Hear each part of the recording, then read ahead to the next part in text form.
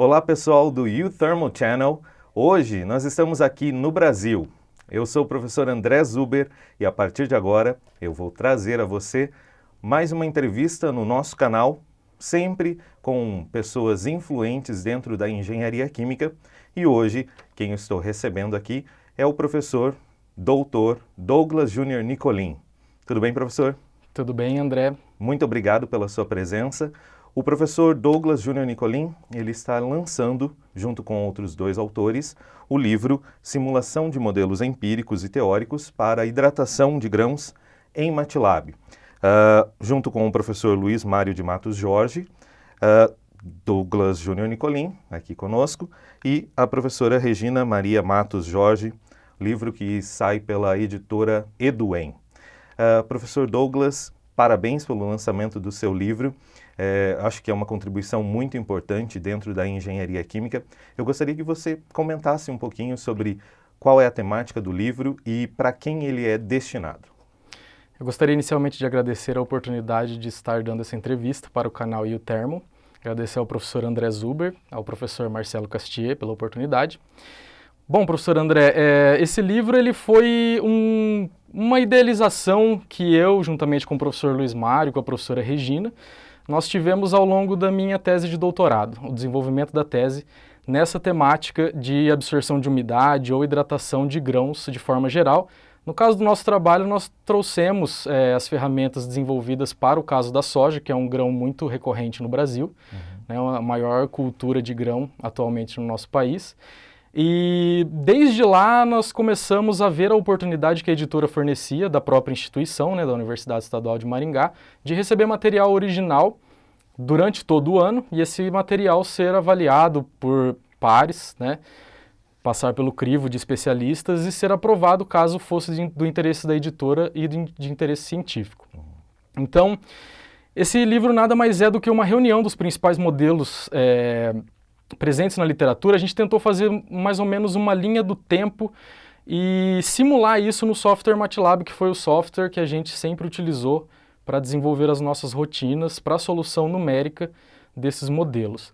Então, foi algo que surgiu depois que a tese já estava encaminhada, né? Já tinha um certo material, tanto bibliográfico quanto técnico, de MATLAB para resolver esses modelos. E em conversa, principalmente com o professor Luiz Mário, porque a professora Regina é da Federal do Paraná de Curitiba, então a coorientação dela foi bastante à distância, né?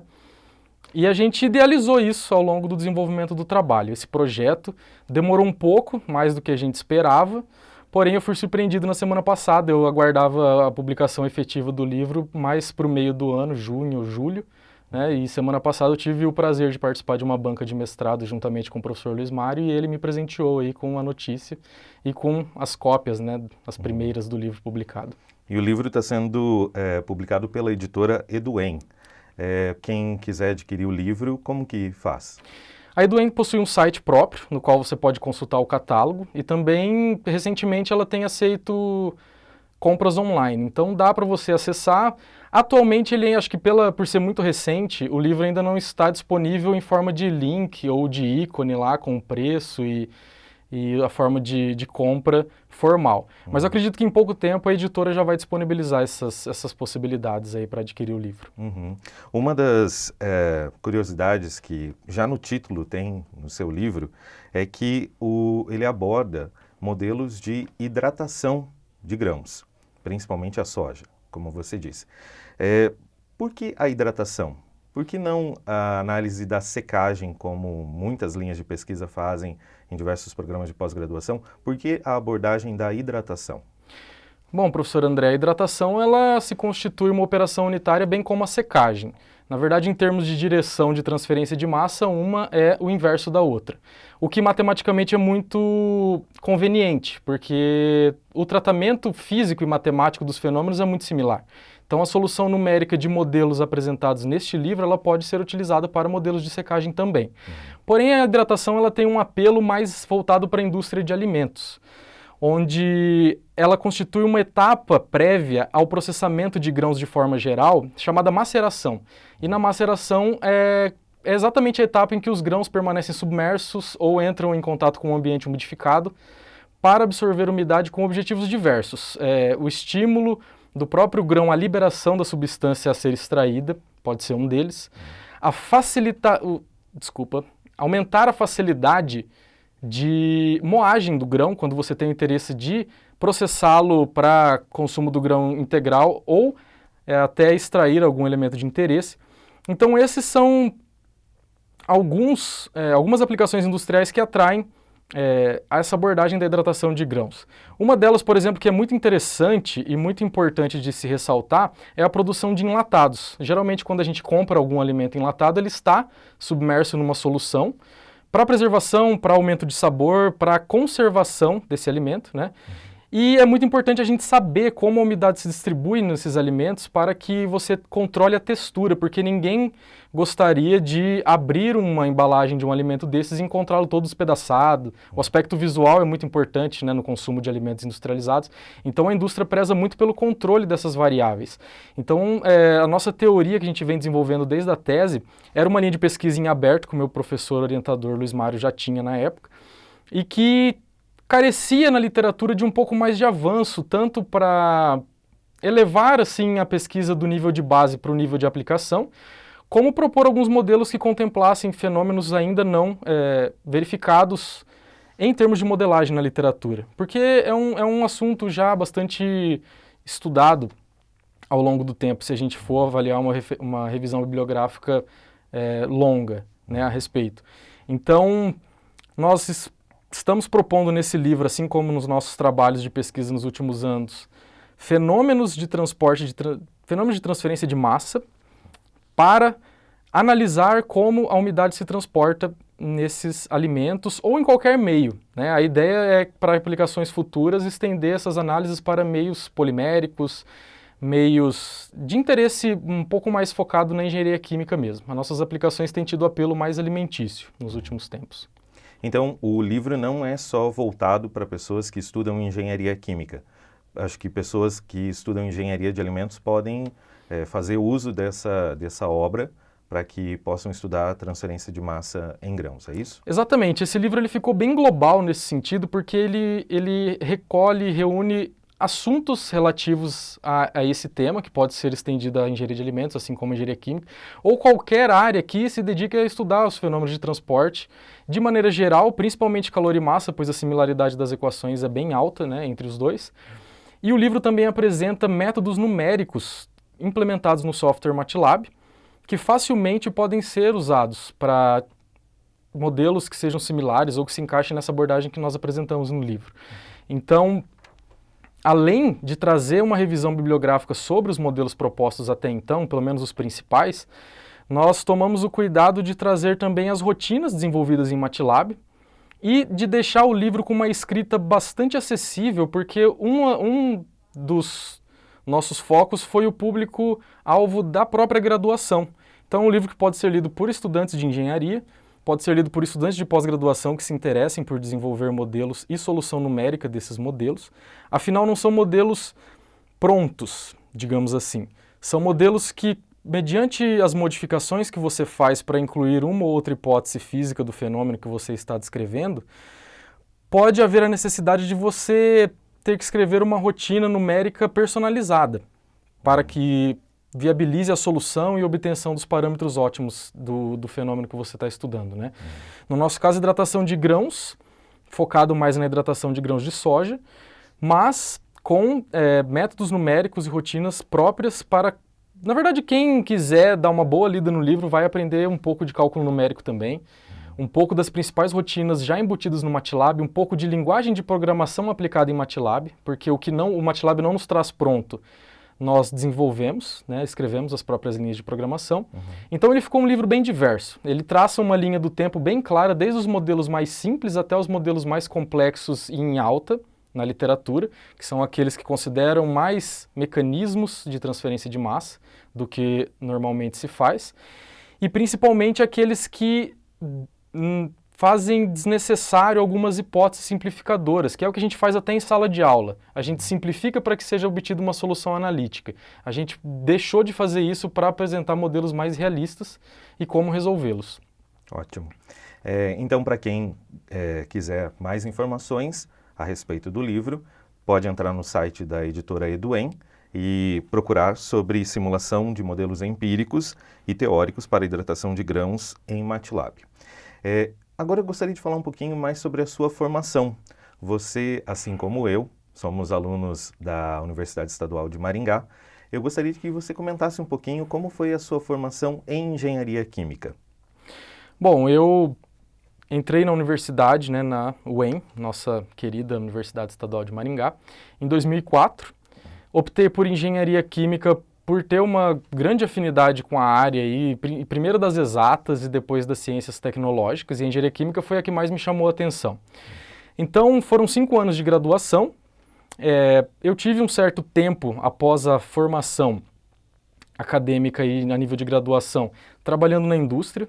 Foquei os meus estágios e o meu trabalho, na época, na produção de álcool e açúcar, que é uma coisa muito recorrente aqui no nosso estado e principalmente na região em que a UEM se encontra hoje.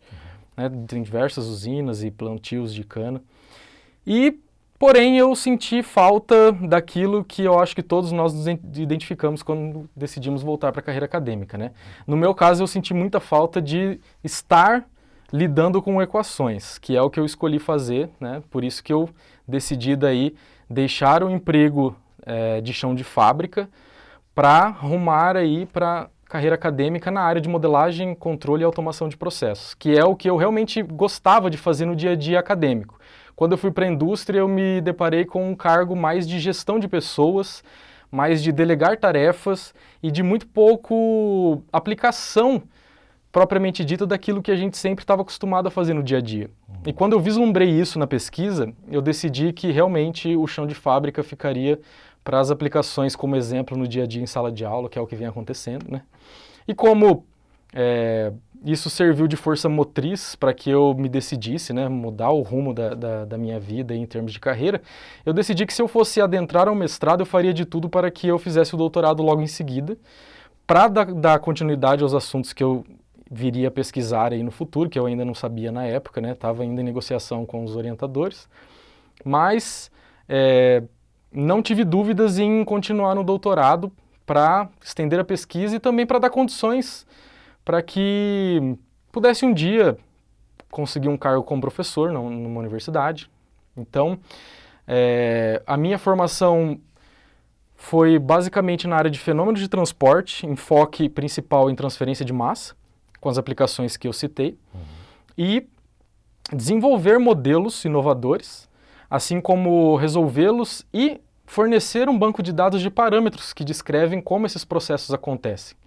Então, a minha formação durante mestrado e doutorado, ela foi muito enfocada na parte teórica da engenharia química, nesse segmento de fenômenos de transporte, e um pouco menos na parte experimental. Então, eu sempre brinco dizendo que eu acabo sendo um engenheiro teórico do que um engenheiro experimental, por estar sempre lidando com modelos, com meios de solucionar esses modelos propostos e também de validar esses modelos e mostrar que eles funcionam.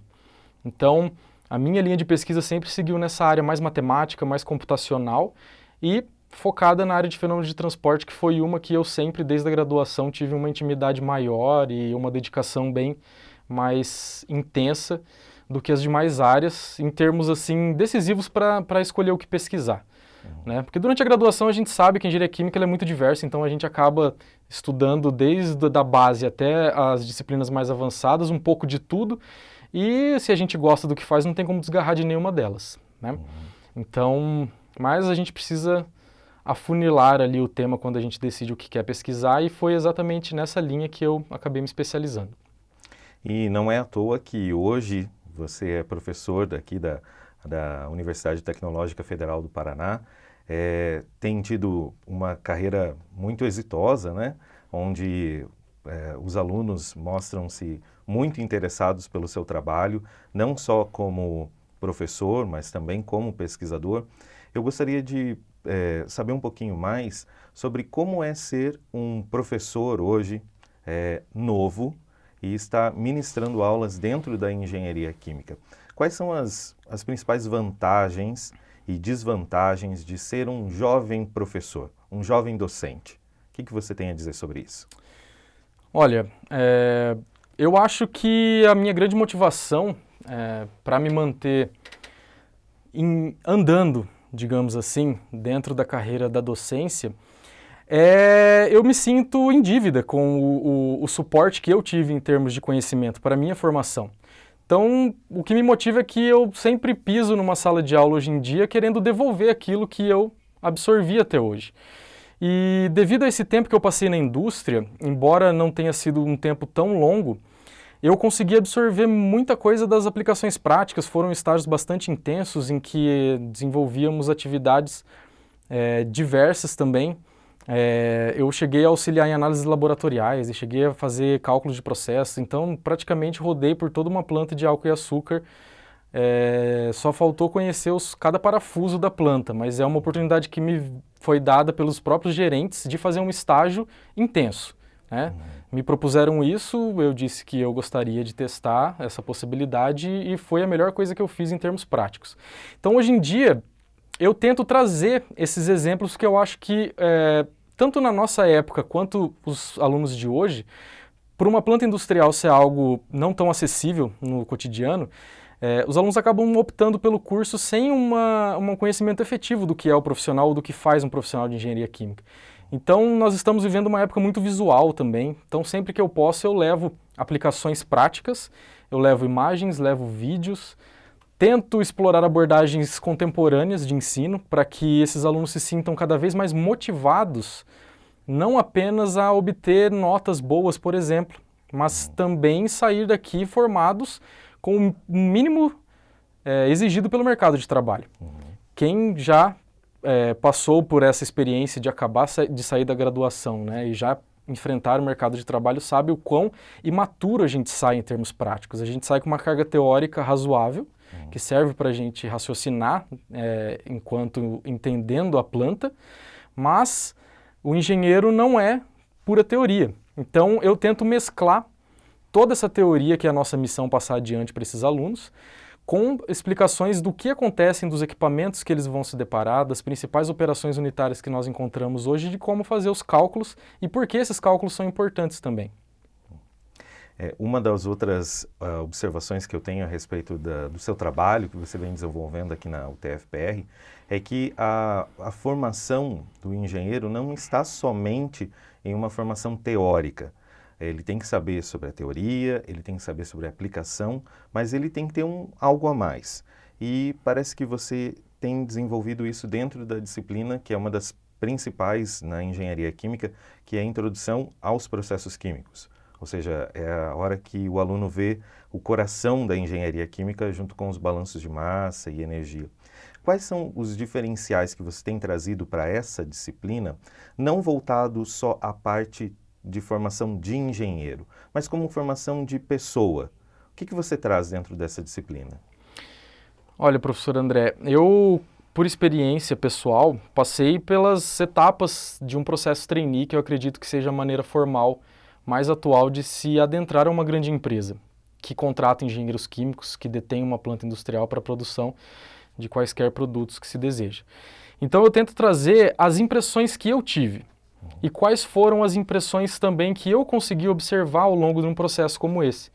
Assim como eu passei um tempo em termos de estágio e de trabalho numa planta industrial, eu também tento passar qual a melhor maneira que eu observei, em termos de sugestão, é claro, porque depois cada um vai trilhar a própria carreira, né, em termos pessoais. Mas como eu observava o comportamento do profissional de engenharia química, qual era a importância que ele tinha e qual o papel que ele deveria cumprir. Então eu constantemente faço comentários, conto histórias de amigos que estão bem-sucedidos na indústria desde quando eles se graduaram. Sempre que eu entro em contato com eles, eu tento relembrar isso para trazer em sala de aula, porque eu acho que é muito importante dar esse retorno, uma vez que eu tive a oportunidade de estar presente na planta industrial também. Foi muito válido e eu acho que a maioria deles pensa em partir diretamente para um emprego no chão de fábrica, em ser engenheiro propriamente dito, aquele que vai lidar com o processo diretamente, vai tomar decisões, vai liderar uma equipe. Então, assim como eu tento mostrar para eles o valor de uma língua estrangeira, que o inglês é a principal delas para a engenharia química, no mínimo, eu tento trazer a importância de uma boa oratória, a gente faz isso cobrando trabalhos em forma de apresentação oral, e também contando como é o desempenho de um engenheiro frente aos seus chefes, né, como um engenheiro que é supervisor vai se dirigir à gerência ou à diretoria da empresa quando demonstrar resultados. Tudo isso eu acho que é válido e eu tento trazer no dia a dia das aulas em forma de comentários ou até quando dá para estruturar um trabalho desses, fazer com que eles sejam estimulados a esse tipo de atividade. Porque mais do que técnico, o engenheiro também vai ser um gestor, vai ser um líder, né, de uma equipe. Então há a necessidade de treinar mais do que a técnica, né, do que a matemática, do que a física, a química e a termodinâmica, os fenômenos, as operações. Então eu acho que esse retorno por parte de mim, que já passei pelo chão de fábrica, é fundamental. Bem, professor Douglas, eu agradeço imensamente a sua disponibilidade, a sua entrevista hoje aqui conosco no canal U-Thermal Channel, e eu gostaria que você mandasse um recado para os alunos que estão peregrinando na engenharia química ou na engenharia de alimentos, ou qualquer que seja a engenharia. Qual é a mensagem que você diz para esses futuros engenheiros, uma mensagem de autoestima, de animação para essas pessoas? Olha, o que eu gostaria de deixar como mensagem após essa agradável entrevista é da importância do profissional de engenharia química para a sociedade. Eu acho que ele cumpre um papel fundamental, pois nós trabalhamos numa área de transformação de matéria-prima em produtos com valor agregado, valor comercial e valor para a própria sociedade consumir como utilidades de forma geral.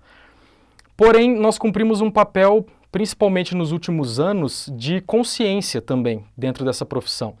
Nós, engenheiros químicos, somos responsáveis por não mais produzir sem responsabilidade ambiental, responsabilidade humana, porque uma planta industrial é um lugar extremamente arriscado, falava isso com meus alunos hoje de manhã. Então, eu acho que a responsabilidade do profissional de engenharia química é o que deve ser ressaltada. Mais do que um profissional técnico, ele é um profissional de extrema importância na sociedade. Mais uma vez, professor Douglas, muito obrigado pela sua entrevista. E se você gostou, deixa o seu joinha, deixa o seu like aqui e não se esqueça de se inscrever no canal U-Thermal Channel. Mais um detalhe, acesse a nossa página no Facebook e compartilhe essa entrevista. Obrigado, professor, e para você, até mais.